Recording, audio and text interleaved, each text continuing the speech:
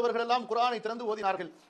ஐங்கால தொழுகைகளை ஜமாஅத்தோடு சரியாக தொழ முயற்சிக்காதவர்கள் எல்லாம் ஐங்கால தொழுகையை ஜமாஅத்தோடு தொழ முயற்சித்தார்கள்.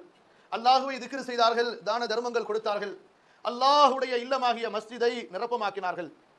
அன்பிற்குரியவர்களே, மேலும் பல நல்ல காரியங்களை இந்த ரமதானிலே செய்தார்கள். இரவு வணக்க வழிபாடுகளை செய்தார்கள். தனிமையில் அல்லாஹ்விடத்திலே பிரார்த்தனை செய்தார்கள்.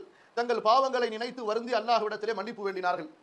கண்ணியத்திற்குரியவர்களே, இப்படி நம்மிலே ஒரு நல்ல கூட்டம் அல்லாஹ்வுடைய வணக்க வழிபாடிலே முன்னேறி ரமதானை எப்படி பயன்படுத்திக் கொள்ள வேண்டும் என்று ரசூலுல்லாஹி ஸல்லல்லாஹு அலைஹி வஸல்லம் சொன்னார்களோ அப்படி பயன்படுத்திக் கொண்டவர்களும் நம்மிலே இருக்கிறார்கள். அல்ஹம்துலில்லாஹ், அவர்கள் வெற்றி அடைந்தவர்கள். பலர் இப்படியும் இருக்கிறார்கள். ரமதான் வந்தால் என்ன, அல்லது அல்லாஹ்வுடைய கட்டளைகள் ரசூல் ஸல்லல்லாஹு அலைஹி வஸல்லம் அவர்களுடைய வழிமுறைகள் தங்களுக்கு முன்னால் போதிக்கப்பட்டால் என்ன, இவற்றை பற்றியெல்லாம் எந்த விதமான அக்கறையும் எடுத்துக்கொள்ளாமல் பாவமான காரியங்கள், தடுக்கப்பட்ட காரியங்கள், அல்லாஹ்விற்கு மாறு செய்வது, அவனுடைய தூதருக்கு மாறு செய்வது, அல்லாஹ் கடமையாக்கிய கடமைகளை பாழ்படுத்துவது, தொழுகையை விடுவது, நோன்பிலே அலட்சியம் செய்வது, ஆசாபாசங்களை பார்ப்பது கேட்பது, இன்னும் பிற தடுக்கப்பட்ட பாவமான அல்லாஹ்விற்கு வெறுப்பான காரியங்களிலே ஈடுபட்டுக் கொண்டிருப்பது, இப்படி ரமதானை கழித்தார்கள். அல்லாஹ் ரப்புல் ஆலமீன் அத்தகைய கூட்டத்தில் நம்மையோ நம்முடைய சந்ததிகளையோ ஆக்காமல் இருப்பானாக. அன்பிற்குரியவர்களே, இவர்களை பொறுத்தவரை ரமதானுக்கு என்ற ஒரு புனிதத்தை இவர்கள் பேணவில்லை. ரமதானின் கண்ணியத்தை இவர்கள் கண்ணியப்படுத்தவில்லை.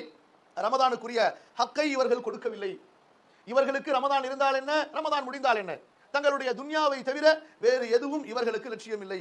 அல்லாஹு தஆலா இத்தகைய மக்களை பார்த்து சொல்கின்றார், ومن أراد الحياة الدنيا وزينتها نوفي إليهم أعمالهم فيها وهم فيها لا يبخسون.